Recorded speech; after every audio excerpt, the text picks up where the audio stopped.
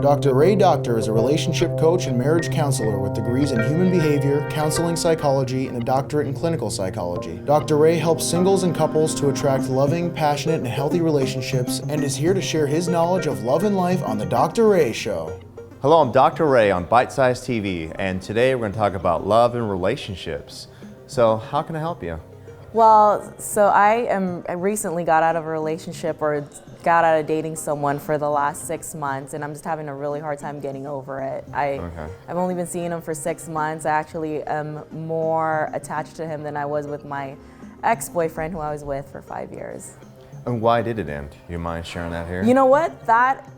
I don't know. It kind of ended, we were off and on for the last 6 months. The bad part about it is we never officially gave it a title, so we were never officially boyfriend and girlfriend, but it felt like it. I was at his place, 4 days a week. We acted like a couple, but we never made it official. Mm-hmm. And so how it recently ended was we just stopped talking to each other. Do you feel as though maybe the reason why you still think about him because there's so much uncertainty? Yes, of course.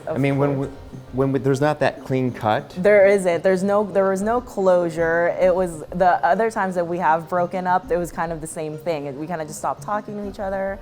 And then, a month or two later, we'd start talking again and start seeing each other again, and then something would happen, and then we'd stop. Do you find yourself talking about it a lot in your mind? Rethinking it, figuring out if you did something wrong, yes. or if it could have been a different way? Yes, all the time.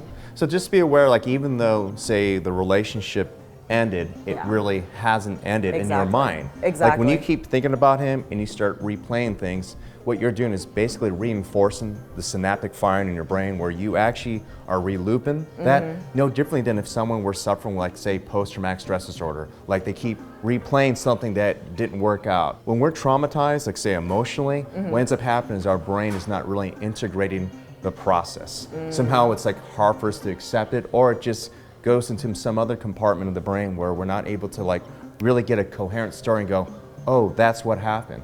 And here you are, not saying this is what happened with you, but in this situation, you kind of are maybe second guessing yourself. You're saying maybe negative things to yourself.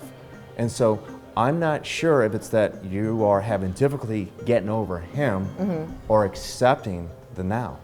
Yeah, I think so. Yeah, I do. It makes sense. I knew in the back of my head it was kind of something like that, just because there wasn't complete closure with it, and I just keep replaying everything, what I could have done differently. Yes. Here's a good way for a moment to create closure, and that is, do you really need to create closure with him?